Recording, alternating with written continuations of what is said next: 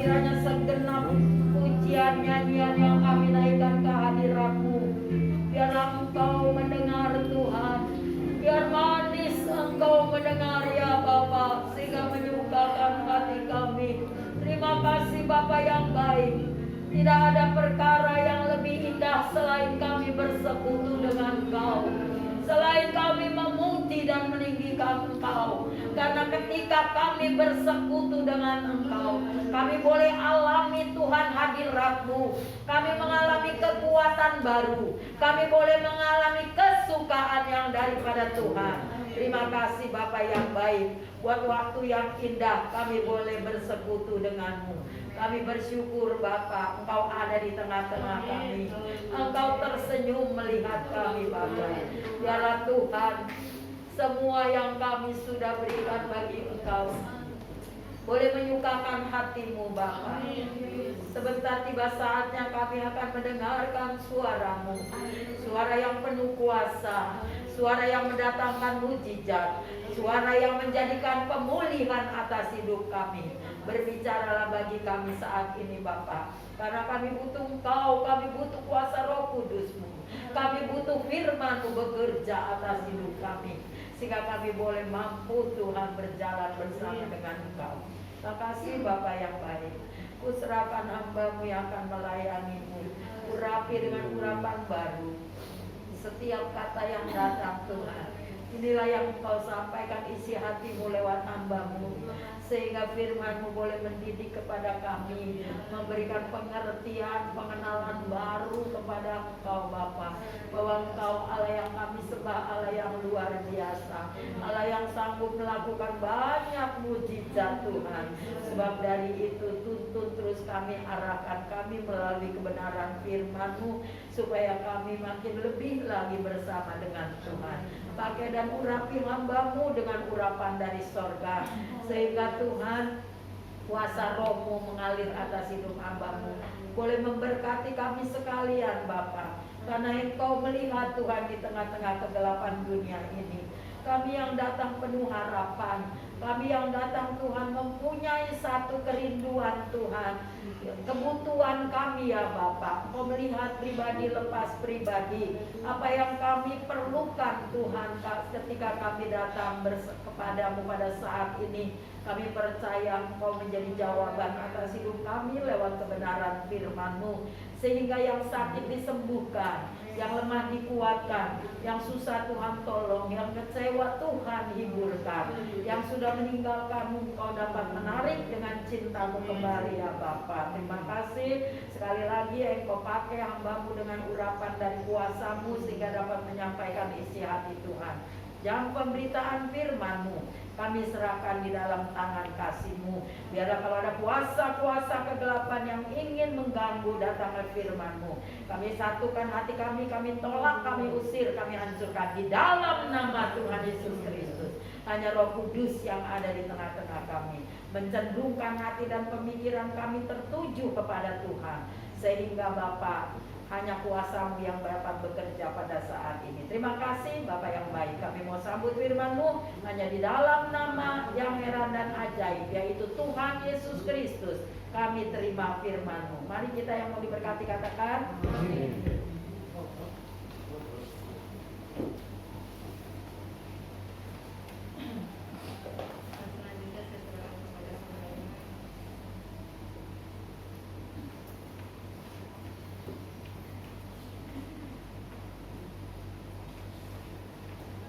Shalom. Puji nama Tuhan, selamat pagi, selamat kita berbakti dalam kasih Tuhan Yesus Kristus. Pagi hari ini kita semua ada karena kasih Tuhan dan juga cuaca mendukung, ya, sehingga kita semua boleh ada. Dan tadi pagi saudara, walaupun saksi juga, dari hari Jumat suami saya udah sakit ya, dan panas badannya dan nggak kerja seharian itu. Terus saya mikir ya, hari Minggu gimana nih kalau suami saya sakit ya, karena saya nggak bisa bawa motor gitu. Dan puji nama Tuhan, pas hari Sabtunya dia agak lumayan, panasnya turun, dan dia udah mulai fit gitu, segar mukanya. pas paginya saudara, kita suami saya bangun jam 4, saya bangun jam 4. Setelah itu kita berdoa lagi. Terus saya bilang sama dia, Pak, jangan lupa panasin motor, karena dari kemarin kan waktu dia sakit nggak dipanas-panasin tuh motor ya, jadi nanti nggak bisa jalan tuh motor. Dia mungkin nggak nge atau apa, dia langsung ke gor ya, bersihin gor. Karena ada 1 hari nggak dikerjakan sama dia, dibantu sama Arek. Akhirnya dia jalan, saya pikir dia manasin motor kami gitu ya. Katanya dia manasin motor koyoyong ya. Oh mungkin abis ini kali. Sampai selesai nggak dipanas-panasin. Pas mau jalan saudara, kita punya feeling sendiri gitu ya. Jam 8 pagi kita udah mau jalan, udah rapi semua. Jam 8 kita berangkat tuh pakai helm semua. Dan saya seperti biasa jalan duluan ya, sama Maes dan bapaknya di belakang untuk garasi. Udah sampai depan, kita naik motornya, baru berapa ini macet mati langsung ces. Waduh, saya bilang ya, wah, Pak masih bisa nggak? Tenang ke saya ini. Akhirnya jalan kaki tuh sampai depan, sampai di Naisol. Nungguin di situ ya. Saya bilang, Pak bisa jalan nggak? Lagi dicoba. Udah lah, kalau nggak ini, kata dia, kita naik angkot aja deh mas. Kayaknya udah nggak bisa. Balik lagi ke rumah, jalan kaki kan. Dia bopong motor, saya ini apa, jalan sama Maya. Sampai di rumah dicoba bisa saudara, bisa. Terus saya udah seneng ya, Mas ambil lagi helmnya. Tadi udah taruh di rumah, Mas ambil lagi helmnya. Baru pegang helm, mati lagi Gus. Saya bilang aduh udah lah, saya bilang jalan aja deh, udah nggak ampun nih saya bilang. Ya akhirnya kita putuskan jalan, dan puji nama Tuhan, 2 mikrolet jalannya cepet-cepet ya. Angkot yang ke Kebayoran cepet, yang dari Kebayoran ke sini cepet. Akhirnya saya nggak terlambat ya. Saya paling malu saudara kalau ibadah atau apapun saya terlambat. Saya tuh paling malu. Puji nama Tuhan ya. Jadi hari-hari ini kita mengalami banyak tantangan, banyak halangan. Tapi kita percaya kalau kita berjalan bersama dengan Tuhan, nggak lewat dari koridornya Tuhan ya, Ino ya. Tuhan pasti akan menolong kita. Puji nama Tuhan. Firman Tuhan pada pagi hari ini terambil di dalam surat Paulus yang terdapat di dalam Filipi pasal yang ketiga. Kita akan baca ayat ini, ayat yang ke-12 sampai ayat yang ke-14. Saya jemput kita semua berdiri. Hanya 3 ayat ya, jadi saudara kita baca sama-sama aja biar dapat berkat dari Tuhan. Filipi pasal yang ketiga, ayat yang ke-12 sampai ayat yang ke-14. Saya tunggu, mungkin masih ada yang mencari. Ibu Ami udah dapat? Demikian firman Tuhan, saya hitung 2, 3. Bukan seolah-olah aku telah memperoleh hal ini atau telah sempurna, melainkan aku mengejarnya. Kalau aku dapat juga menangkapnya, karena aku pun telah ditangkap oleh Kristus Yesus. Saudara-saudara, aku sendiri tidak menganggap bahwa aku telah menangkapnya. Tetapi ini yang kulakukan, aku melupakan apa yang telah di belakangku dan mengarahkan diri kepada apa yang di hadapanku, dan berlari kepada tujuanku yaitu sorgawi dari Allah, Kristus Yesus. Silakan duduk. Terima kasih Bapak Ibu sekalian. Saya beri judul firman Tuhan pada pagi hari ini, bangkit dan jadilah pemenang. Ya, seorang pemenang dia layak untuk mendapat hadiah, mendapat penghargaan. Dalam hidup kita pun kita sedang dalam arena berlari, ya. Kalau Rasul Paulus katakan di sini, kalau tadi kita sudah baca, bahwa kita ada dalam arena pertandingan, berlari-lari. Nah, berbicara mengenai hadiah, siapa sih yang gak suka hadiah, saudara?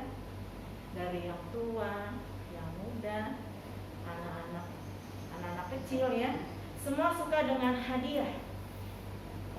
Hadiah adalah hal penting dalam suatu relasi, dalam suatu hubungan. Dan hampir semua orang suka mendapatkan hadiah. Ada sebuah kisah, tahun 1866, Alfred Bernard Nobel, seorang Swedia, menemukan dinamit dengan pengembangan yang terus-menerus. Dia punya 129 hak paten dan menjadi sangat kaya. Lalu dia mendirikan Yayasan Nobel yang memberi hadiah bagi orang yang berjasa di bidang ilmu alam, kimia, kedokteran, dan kesusastraan dan perdamaian dunia. Tahun 1969 barulah ditambah dengan ilmu ekonomi yang mendapat Nobel. Ya, tentu kita bangga menjadi seorang pemenang. Amin. Di dalam Roma kita baca. Kita maju surat Roma pasal yang ke-8. Dikatakan di sana ayat yang ke-37. Tetapi dalam semuanya itu kita lebih daripada orang-orang yang menang oleh Dia yang telah mengasihi kita. Amin. Rasul Paulus katakan pada para jemaat di Roma, katakan bahwa kita adalah orang yang lebih dari pemenang. Pemenang saja sudah bangga, tapi kita lebih dari pemenang. Makanya dikatakan hadiah itu hanya diberikan bagi orang yang menang. Selanjutnya dikatakan Allah menghendaki dalam hidup kita supaya kita menjadi pemenang, bahkan lebih daripada pemenang. Hari ini Ibu Helen lebih daripada pemenang. Ya, walaupun mungkin secara manusia khawatir itu biasa, manusiawi. Ya, tetapi dikatakan kalau kita ada, kita masuk pada hari ini, katakan kita lebih daripada pemenang. Kita ngalahin semua. Ya, kita ngalahin ego kita ngalahin kekhawatiran kita mendulukan Tuhan. Ya. Di sini dikatakan dalam Filipi tadi ayat yang pasal yang ketiga. Kita kembali ya saudara. Filipi pasal yang ketiga ayat yang ke-12 sampai 14 dikatakan kemenangan adalah kemenangan bagi orang kemenangan bagi orang percaya adalah panggilan sorgawi. Tadi terakhir kita baca ya, panggilan sorgawi. Dan dikatakan artinya menerima pahala yang disediakan bagi Allah bagi kita. Kalau saudara belajar eskatologi mengenai kedatangan Tuhan, dikatakan nanti kita akan masuk tahta pengadilan Kristus. Di situ ada kursi pengadilan, dalam bahasa Yunani itu bema. Artinya kursi pengadilan Kristus. Dan di situ bukan menghakimi orang, tetapi pembagian mahkota bagi setiap orang yang menang. Amin. Dan kita percaya bahwa setiap orang yang melakukan kehendak Tuhan, yang melayani Tuhan dengan sungguh-sungguh, mahkotanya sudah tersedia. Amin. Puji nama Tuhan. Ya, menang adalah kehidupan bersama Kristus di sorga, yaitu kehidupan yang kekal. Jadi saudara, saya semuanya berlari-lari untuk menjadi pemenang. Karena hadiahnya apa saudara? Panggilan sorgawi. Kita akan masuk kepada eksposisi ini. Bagaimana kita menjadi pemenang? Seorang atlet, kebetulan anak saya main bulu tangkis. Seorang atlet, dia harus mempersiapkan diri, baik kesehatannya, ya, segala sesuatunya, makanannya, alat-alat yang dibutuhkan, itu harus disediakan. Alat ada, semuanya ada, tapi orang yang nggak mau bisa nggak saudara? Nggak bisa. Harus orangnya pun punya panggilan ke itu, ke olahraga itu. Kalau dia tidak punya minat, dia tidak akan kerjakan. Nah, bagaimana menjadi pemenang? Yang pertama, kita baca di ayat yang ke-12 dan 13a. Ya, saya nggak apa-apa, saya ulang lagi baca ya. 12, saudara-saudaraku, bukan seolah-olah aku telah memperoleh hal ini atau telah sempurna, melainkan aku mengejarnya, kalau aku dapat juga menangkapnya. Karena aku pun telah ditangkap oleh Kristus Yesus. Diperjelas lagi ayat 13. Saudara-saudara, aku sendiri tidak menganggap bahwa aku telah menangkapnya, tetapi inilah yang kulakukan. Aku melupakan apa yang ada di belakangku dan mengarahkan diri kepada apa yang di hadapanku. Ya, Rasul Paulus berkata kepada jemaat di Filipi, keselamatanku, keadaanku saat ini bukan karena aku menangkap Yesus. Ya, saya tekankan, keselamatan kita karena apa? Inisiatif Allah. Allah yang berinisiatif menyelamatkan manusia. Filipi 2 ayat 1 sampai ayat 10 dikatakan, dia mengosongkan dirinya untuk berinkarnasi menjadi manusia. Ya, supaya kalau dia menjadi manusia, dia bisa merasakan kelemahan manusia. Maut itu bagaimana merenggut manusia, dan dia merasakan semuanya. Ya, kalau dia turun sebagai Allah, mati semua manusia, nggak ada yang hidup. Tapi dia mau mengosongkan dirinya, menjadi hamba yang paling hina, yang lahir di kandang. Ibu bapak masih pacaran, ya, tapi dipakai Tuhan, hamil. Saudara, saya katakan Natal itu hal yang luar biasa. Ya, bagaimana seorang yang harga dirinya benar-benar diinjak-injak untuk melahirkan seorang juru selamat. Ya, mereka mau dipakai Tuhan, bukan orang sembarangan, saudara.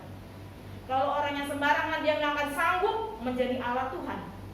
Amin. Nggak sanggup. Ya, apalagi masih orang Yahudi itu toto. Ya, kalau firman Tuhan dikatakan dari kecil, dari umur 2 tahun sampai umur 12 tahun harus hafal kitab Kejadian sampai Ulangan. 1 iota pun, 1 titik pun nggak boleh lewat. Ya, anak-anak kita buru-buru hafal Alkitab, ya kan? Dari Kejadian sampai Ulangan. Itu kitab Taurat. Dikatakan ya oleh Rasul Paulus, bukan aku yang menangkap, tetapi Yesus yang telah menangkap aku pada peristiwa di Damsyik. Pada waktu dia menganiaya orang-orang yang ada di situ, ya, di Yerusalem, dikatakan waktu saat itu Yesus menampakkan diri kepada Rasul Paulus. Ya, dia matanya menjadi buta. Lalu Yesus dengan suara yang sedih, dengan lirih, Saulus, Saulus, mengapa engkau menganiaya aku? Ya, jadi saudara, orang yang menganiaya gereja, orang yang berbuat sesuatu yang jelek kepada gereja, dikatakan telah menganiaya Yesus. Ya, jadi Rasul Paulus sadar dia dipanggil oleh karena Tuhan, bukan karena dia sendiri. Kita semua ini karena panggilan Tuhan. Ya, Efesus katakan dari dunia belum dijadikan, Ino sudah kutetapkan menjadi hamba-Ku. Amin. Dari dalam kandungan, dari sebelum dunia ini ada, Bapak Alfa belum ketemu dengan Ibu Lili, Ino sudah dipanggil oleh Tuhan untuk menjadi hamba. Kita semua dipanggil oleh Tuhan. Jadi panggilan kita, ya, Tuhan sudah tetapkan sebelum dunia ini dijadikan. Ya, sungguh luar biasa bahwa kasih Allah yang luar biasa yang sudah memanggil kita. Dan dikatakan, ya, karena aku pun telah ditangkap oleh Kristus. Saudara-saudara, aku sendiri tidak menganggap bahwa aku telah menangkapnya. Tetapi yang pertama, jangan kita merasa cepat puas. Bagaimana menjadi pemenang? Jangan merasa cepat puas. Dikatakan, bukan seolah-olah aku telah menerima. Kalau saudara sudah dipanggil, saudara sudah ditetapkan, dikatakan jangan puas. Ya, Yesaya 46 48 ayat 6 dikatakan jangan hanya menjadi hamba Tuhan saja, tetapi menjadi terang bagi dunia ini.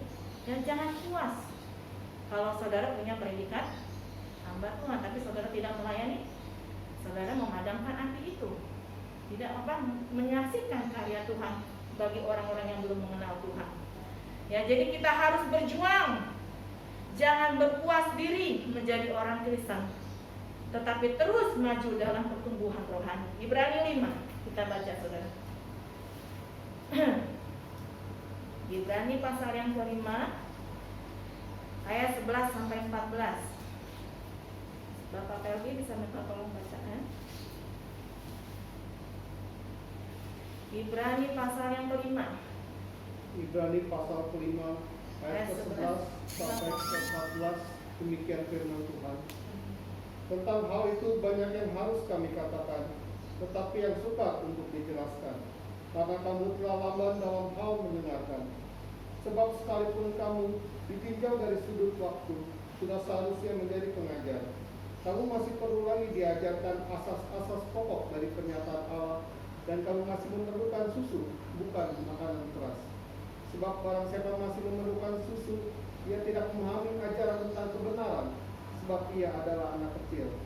Tetapi makanan keras adalah untuk orang-orang dewasa, yang karena mempunyai panca indera yang terlatih untuk membedakan yang baik daripada yang jahat. Terima kasih Bapak Pelgi.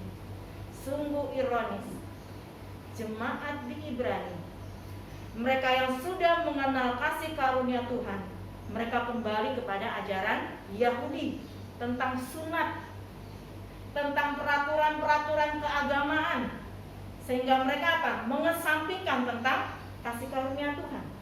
Ya, judul perikopnya sini jelas-jelas dikatakan peringatan supaya jangan murtad. Orang murtad tidak masuk dalam surga, kerajaan surga. Ya, mereka menolak ajaran yang sehat. Dikatakan di sini, masa mau minum susu terus? Ya, karena dikatakan ayat yang ke-14, tetapi makanan keras untuk orang-orang yang dewasa, yang terlatih untuk membedakan yang baik daripada yang jahat. Kalau saya gambarin, nggak mungkin kan anak bayi kita kasih makan lontong, kesel bisa, ya. Tapi dikatakan makanan bayi itu adalah susu. Masa saudara mau jadi bayi rohani terus? Ya, kita harus bertumbuh. Firman Tuhan yang adalah makanan yang sempurna, yang murni, jangan ditambah-tambahkan lagi yang lain, saudara. Ya, kecuali saudara belajar untuk lebih mengetahui kebenaran firman Tuhan. Jadi yang pertama saudara dikatakan jangan merasa cepat puas. Seorang atlet kalau dia merasa puas, habis menang udah mau main lagi dia, ya udah ada sampai situ. Tapi dia akan terus berlatih untuk dapat yang predikat yang lebih hebat lagi. Puji nama Tuhan. Yang kedua ayat 13 bagian yang ke B. Tetapi ini yang kulakukan, aku melupakan apa yang telah di belakangku. Ya, yang kedua, lupakan yang di belakang. Berbicara mengenai masa lalu. Ya, seringkali hamba Tuhan, karena saya dulu sering ibadah dalam satu gereja, walaupun sudah predikatnya tinggi, ya, pelayanan di mana-mana, tapi selalu ingat dengan masa lalunya. Ya Tuhan. Nah, Rasul Paulus katakan, aku melupakan apa yang di belakangku. Rasul Paulus itu rasul yang hebat, saudara. Dia digembleng seorang ahli Taurat yang bernama Gamaliel, ya, yang sangat terkenal.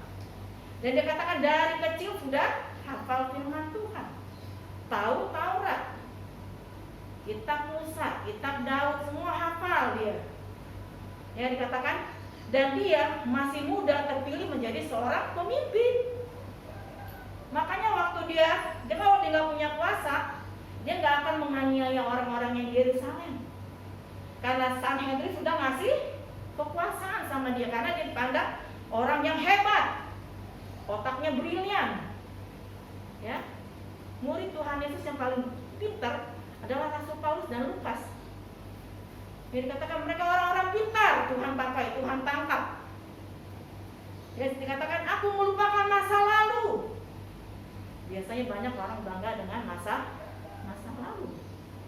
Nah, dalam bahasa Yunaninya tentang masa lalu, epilantanos menos, yang artinya melupakan atau mengabaikan.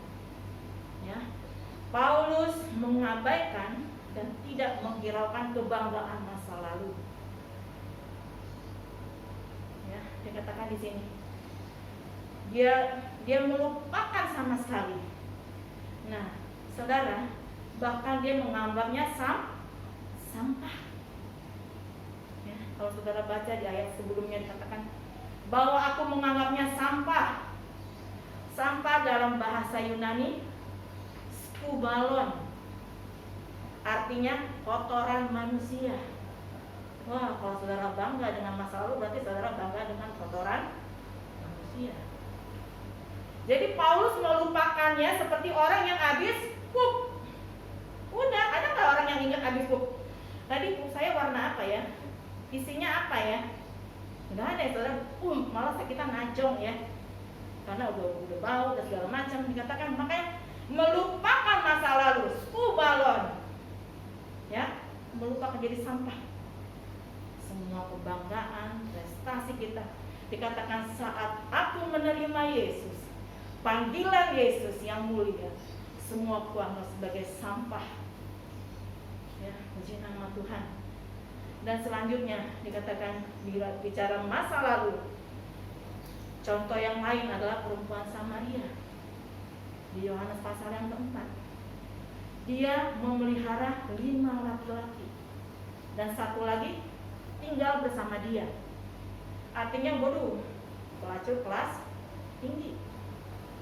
Udah orang Samaria, jadi nggak heran karena orang Samaria ini dikatakan orang Yahudi juga dulunya, ya, karena mereka sudah pindah dan kawin campur dengan orang-orang yang ada di sekitar mereka. Jadi mereka juga ikut adat mereka. Mereka berdoa di Gunung Gerizim, nyembah berhala. Jadi kelakuan dia sah-sah aja buat orang Samaria, ya kan? Karena mereka nggak tahu firman Tuhan. Tetapi setelah di sumur Yakub, pas jam 12 siang, saat Yesus ada dan Yesus melihat bahwa orang ini haus akan kebenaran firman Tuhan, dia datang menemukannya. Dia ungkap semua yang ada dalam kehidupannya. Dia baru menyadari hebat sekali orang ini. Ya, 1 orang pun sama sekali tidak pernah ada yang menegur saya seperti ini. Ya, sampai dia bersaksi, dia katakan itu ada nabi. Dia tahu aku nyimpan laki-laki 6. Dia tahu masa lalu saya. Ya, kalau manusia nggak tahu.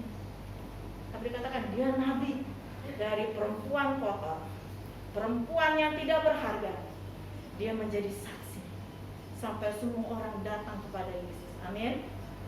Ya, kalau kita berjumpa dengan Tuhan, perjumpaan yang khusus dengan Tuhan, kita katakan segala sesuatu menjadi sampah bagi saya.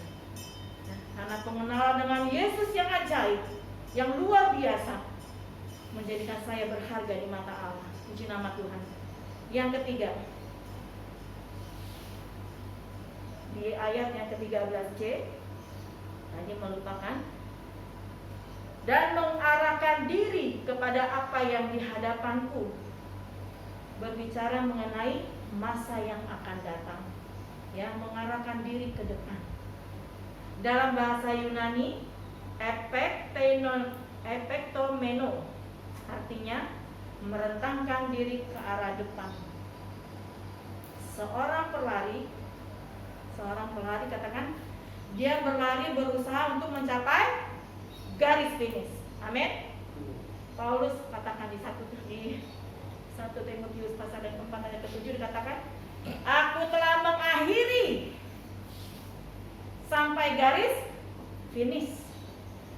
Ya, surat Filipi ini saudara ditulis saat dia mau dipancung. Bayangkan berarti saat-saat kematiannya sudah dekat. Berbicara tentang penjara Filipi luar biasa, saudara. Adanya di bawah tanah. Untuk bernapas pun susah. Ya, jadi sama sekali orang nggak boleh ada yang datang. Makanya ada perwakilan yang akan memberikan surat-surat itu. Jadi Paulus menulis dan ada yang mengirimnya lagi, murid-muridnya. Jadi bukan penjara yang kayak sekarang, saudara. Ya, yang ada AC-nya, yang ada ini, tapi dia enggak. Besok mau dipancung, dia tulis ini.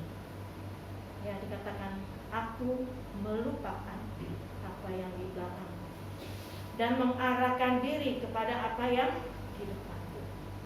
Ya. Tanpa saudara-saudari, kita semua ada lagi berlari. Kita lagi di arena. Waktu kita berlari, kadang-kadang kita jatuh. Apalagi mama yang sama saya udah tua, kakinya udah mulai leklok. Ya, sekali jatuh. Ya Tuhan, tolong saya. Ya, kemarin saya baru periksa mata 2 minggu yang lalu. Mata saya udah kalau baca terlalu, karena baca buku terlalu lama, 2-3 jam saya baca, kadang-kadang berair dan mau nangis. Ya, mata saya udah 1/4 silinder. Ya, saya bilang, wah, dulu cuma -1/2. Saya bilang, kapan periksanya? Waduh, udah lama banget. Saya bilang, waktu masih dari pas saya. Iya, berarti belum pernah diperiksa lagi. Saya katakan, Tuhan, apapun yang terjadi untuk kemuliaan nama Tuhan, ya. 4 tahun saya kuliah dengan mata yang kalau melihat tuh kayak 2 gitu, ya. Saya katakan puji nama Tuhan. Kemarin saya dapat nilai lagi, nilai akhir. Ternyata saya naik berkali-kali lipat. Puji Tuhan, ya. Dan saya masuk di peringkat kedua. Haleluya, saya katakan dengan betul saya, laptop saya nggak punya, ya kan. Puji Tuhan dipinjemin sama Bibi. Walaupun kalau dekat nyetrum, ya harus pakai kain dulu. Pentingnya karena nyetrum kan keringetan, ya, jadi nyetrum. Saya katakan perjuangan saya tidak sia-sia, amin. Sampai saat ini mau skripsi pun banyak tantangan, saudara. Ya, karena banjir, karena apa gitu, PSBB, jadi susah untuk keluar. Tapi saya tetap Paulus, saudara. Karena saya ingin menyelesaikan. Seperti Rasul Paulus, walaupun banyak tantangan, banyak halangan, guru-guru palsu, orang dalam juga, dikatakan, aku tidak akan berhenti. Aku akan mencapai garis finish. Ya. Dan dikatakan sini, tingkat komitmen seseorang dalam berlari adalah mengejar suatu sasaran, yaitu semangat, antusiasme, motivasi, dan kegembiraan. Apakah selama ini kita bergereja, kita gembira kalau datang beribadah? Puji Tuhan. Biasa kalau udah hari Sabtu, waduh udah mau hari Minggu, ya, cepet banget gitu. Apakah kita semangat? Apakah kita antusias? Apakah kita gembira? Punya motivasi yang bukan motivasi yang lain, tapi motivasi yang benar. Kita datang menyembah Tuhan. Ya, walaupun halangan di depan, belakang kita katakan, aku tetap berlari. Kalau mungkin Inalali ingat ya tentang cerita tentang kelinci melawan kura-kura, ya. Upin Ipin juga ada, ya. Kelinci dengan sombongnya waktu lomba lari, ya, dia lihat kura-kura itu kan jalannya pelan, ya, pelan banget. Tapi dia terus ke depan matanya kura-kura ini, ya. Kelinci mau ke sana, ke sini, ke sana, ke sini. Dia lihat dia santai duduk, ya. Akhirnya lama-lama ketiduran. Dia bangun karena apa, saudara? Udah rame di arena. Kura-kuranya udah menyampai garis finish, baru dia kejar. Tapi si kura-kuranya pintar, palanya dijulurin ke garis finish, menang dia. Ya, seringkali dalam kehidupan kita gitu.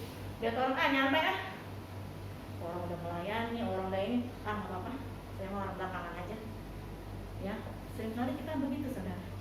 Harus ada motivasi, harus ada antusias, ya, untuk masuk ke garis finish. Nah, yang keempat, hari ini kita ada 4, ya, saudara. ayat yang ke-14. Dan berlari-lari kepada tujuan untuk memperoleh hadiah, yaitu panggilan sorgawi dari Allah dalam Kristus Yesus. Tadi bagaimana menjadi pemenang? Pertama, jangan merasa cepat puas. Kedua, lupakan yang di belakang. Yang ketiga, mengarahkan diri ke depan, berbicara tentang masa akan datang. Dan yang keempat, berlari-lari untuk mencapai tujuan, yaitu panggilan sorgawi. Dalam pertandingan olimpiade zaman dulu di Roma ya, sangat dihormati olahragawan yang menang dalam suatu pertandingan. Dan orang tersebut akan dipanggil ke depan supaya ia dapat naik ke tempat pemimpin pertandingan untuk memperoleh hadiahnya. Jadi pemenang itu sangat luar biasa, bangga ya. Dan kita juga akan mendapat hadiah yang luar biasa. Dan dikatakan bahkan pada hari besar dia dapat memperoleh hadiah dari raja. Yang dari Jokowi itu seneng ya, dikasih kaos kayak sepeda kayak dia seneng bener. Apalagi raja memberikan hadiah kepada kita. Ya, saudara, dalam dunia ini kita sedang dalam arena lari. Dan kita berlari-lari untuk tujuan yang pasti, yaitu panggilan sorga. Kita semua lagi antri ya, untuk masuk ke dalam kerajaan sorga. Tetapi apa yang kita peroleh? Ya, kita ingin satu, dengar katakan sini. Dalam Matius 25 ayat yang ke-21. Sabaslah kau, hambaku yang setia. Amin. Saya juga mau dengar itu. Sabaslah engkau Naomi, hambaku yang setia. Ya. Hamba-hamba Tuhan katakan, sebelum dia meninggal, ribuan malaikat mengurumuni dia dan dibawa sampai di surga. Katakan, sabaslah engkau. Ya, saya tutup dengan sebuah ilustrasi. Saya suka film Amir Khan, Penjahit. Ya, ceritanya dia adalah seorang pegulat yang hebat, tapi nggak sampai olimpiade. Dia punya cita-cita tuh, dia punya ambisi. Nanti kalau saya punya anak saya akan mengikuti saya menjadi seorang pegulat. Ya. Dan setelah dia menikah, dia punya anak pertama semua disaksiin semua sama orang-orang kampung, orang India kan gitu ya. Kita saksikan anak ini siapa, perempuan atau laki. Semua udah senang, udah pada bawa manisan, bawa ini kan kalau orang India ya. Begitu, oe, perempuan, lemes dia. Ya, harapan saya kandas. Yang keduanya begitu juga, udah dikasih saran ya sama orang tua-tua. Nanti minum bir. Kalau mau berhubungan jangan hari Minggu. Pokoknya pakai orang-orang tua gitu ya. Jangan ini gitu. Nanti anaknya akan laki-laki. Anak saya dari 5 orang laki-laki semua. Dibuat sama dia. Terus pas anak yang kedua lahir, oe, cewek lagi. Ya, terus dia bilang, ya, pupus dah, udah nggak ada harapan dah. Coba lagi dah, satu lagi. Ya, hamil lagi anaknya ketiga. Hamil lagi dan anaknya perempuan lagi. Ya. Sampai dia sudah malas lagi berlatih. Buat apa saya latihan lagi? Mau diturunin kemana nih? Ya kan, dia jago banget bulatnya. Akhirnya suatu ketika pas anak-anaknya udah umur 12 tahun, ada bapak ibu bawa anak laki-laki ngadu nih, keamirkan sama istrinya. Anak saya habis nih dipukulin nih sama anak kamu nih, gitu. Cewek apa tuh? Gitu ya. Amirkan bingung. Anak saya. Mamanya marah-marah. Biasanya kalau ibu-ibu ya kalau diaduin sama orang pasti paling ngomel duluan deh. Kalau bapaknya senyum-senyum. Kenapa saudara? Dia lihat. Dia lihat. Dia tanya dulu. Kak, kamu ngapain ke anaknya? Pas orang udah pulang kan minta ganti rugi dikasih duitnya. Ditanya kakaknya Mali. Atau ngapain tuh dia? Aku tunjuk Pak, katanya. Ini. Wah, langsung dia ketawa. Ini dia pegulat saya. Ya. bagi orang India, saudara, cewek itu ininya rendah, ya, kastanya rendah. Waktu dibilang anak perempuan menjadi pegulat, aduh, orang tuanya pun dicaci maki, bahkan mau diusir dari kampung. Tapi dia tetap, ya kan, dia latih anaknya. Kalau orang-orang bertanding pakai apa, karpet yang empuk, mereka di tanah, jadi makin hebat. Yang paling ini nih, anak 1 dan kedua hebat memang, ya.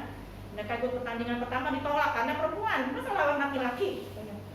Terus dia bilang, ada orang yang bilang, ini pertandingan yang spektakuler, di mana ada lagi, karena matanya mata duitannya, bikin aja katanya, pasti pertandingan kamu rame. Oh iya juga, akhirnya dipanggil, Pak, katanya, ambilkan dipanggil kan, boleh ikut lomba, pakaian itu speaker ya, pertandingan akan bertanding wanita dengan laki-laki, rame saudara, rame arenanya, ya. Dan dia memenangkan itu, disuruh pilih, yang mana yang kamu mau lawan? Ini. Dan dia bertanding. Walaupun dia kalah awalnya, dikasih duit penghargaan. Ini ya, saya kasih 50 rupiah, disimpan uangnya. Nah akhirnya dia bertanding. Nah kamu harus bertanding lagi. Akhirnya bertanding ya saudara. Dari nggak mau sampai dia mau. Pernah waktu suatu saat dia nolak karena anaknya ini, dia datang ke tempat perkawinan temannya yang masih kecil juga mau dikawinin. Kalau dia kecil-kecil kawinin ya kan. Pengantin perempuannya ini teman mereka bilang, lu mah enak, bapak lu mikirin masa depan lu. Nih lihat gua kecil-kecil lu suruh kawin. Dia baru mikir, oh iya bapaknya mikirin masa depan. Akhirnya mereka giat dan mereka setiap pertandingan menang. Sampai akhirnya masuk SEA Games. Ya, dan masuk SEA Games ini orang tuanya menjadi penonton. Dia sudah ada pelatihnya, pelatih yang profesional. Mereka masuk di mes. Tapi pelatihnya ini jahat saudara, ya. Waktu dia lihat anak ini begitu bergairahnya kalau bapaknya nonton dan ngomong ayo gitu ya, dia punya jealous, ya.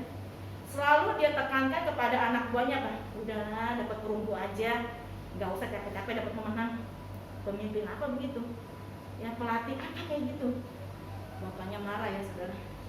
Dia katakan kamu harus berlatih, ya. Walaupun dia siang berlatih, anak ini sama pelatih ini waktu dilatih jadi malas saudara, gayanya sudah beda karena beda, setiap orang gayanya beda kan, dilatih berbeda dan dia juga yang tadinya rambutnya pendek jadi udah panjang dan bukannya latihan saudara, dia mereka nonton TV, ke karaoke, ya.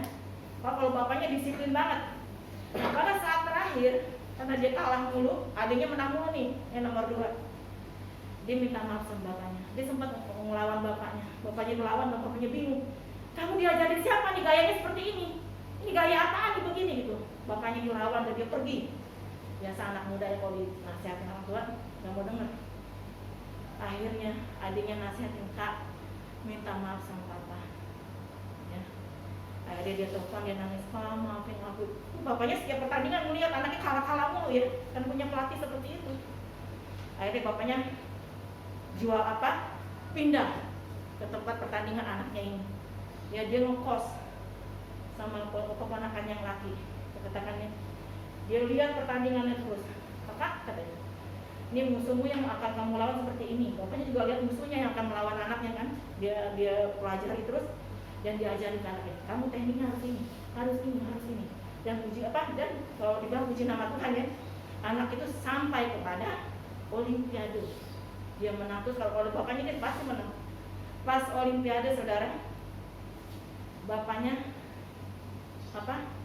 pelatihnya ini nyuruh orang sebelum bapaknya masuk ke arena, bapaknya diculik.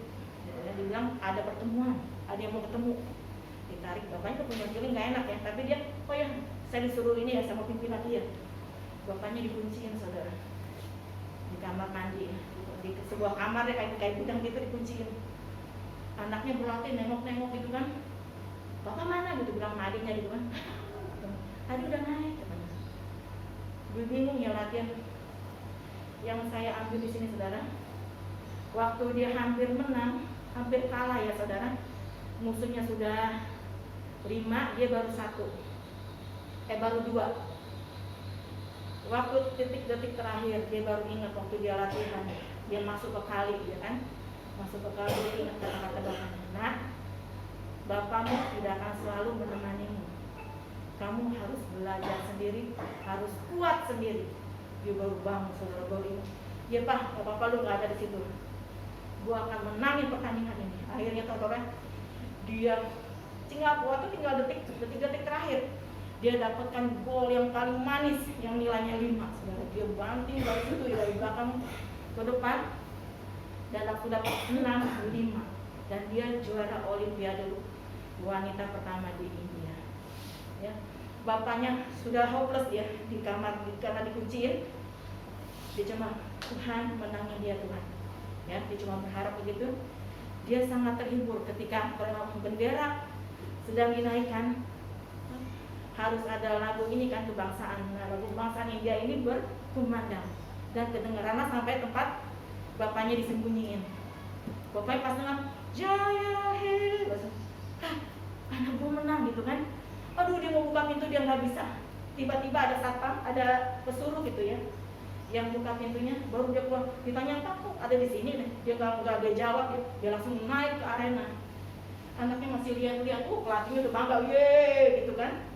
Waktu anaknya lihat bapaknya, anaknya langsung teriak, "Bapak!" Ya, bapaknya langsung bangga sekali karena semua orang sudah, wartawan semua udah deketin anak ini ya. Lalu pasti tanya wartawannya, "Siapa yang kawinnya?" "Itu bapakku." "Bapakku lah yang jadi aku." Lalu orang semua datang ke bapaknya. Anaknya udah dikasih medali, dibuka sama anaknya. "Pak nih, gue mau lu makin." Dikasih ke bapaknya dan bapaknya makai. Kata-kata yang paling sedih saudara, "Kau bermain dengan luar biasa." Karena dia tidak pernah, setiap pertandingan bapaknya gak pernah ngomong apa-apa. Pas terakhir itu katakan, "Kau bermain dengan mudah, kau bermain dengan hebat."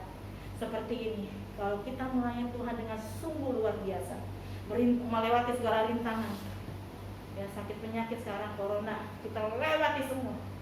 Kalau sampai di tahta pengadilan Kristus, Tuhan katakan, "Sabarlah engkau, hai hambaku yang setia." Amin.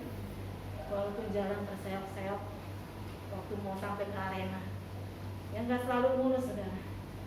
Tadi dikatakan kalau kita sampai di garis finish, Bapak Yandi dan semua pendahulu-pendahulu kita, mereka sudah sampai di garis finish.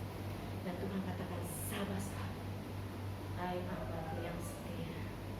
Ya, jadi saudaraku, kita bangkit, kita menjadi pemenang karena hadiah kita ada di depan, yaitu mahkota kemuliaan Allah dan kata-kata, "Sabarlah engkau." Amin. Puji nama Tuhan. Firman Tuhan tidak saya panjang lebarkan.